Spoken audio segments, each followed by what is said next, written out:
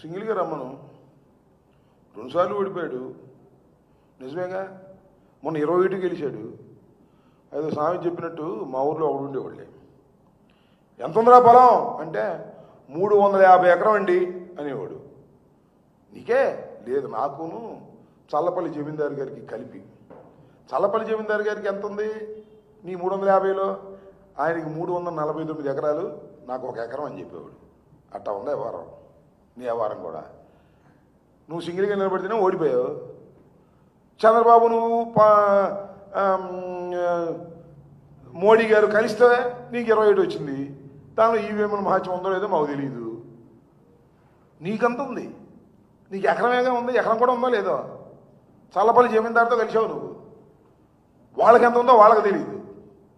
ఇవన్నీ ఊరికిలే. పవన్ కళ్యాణ్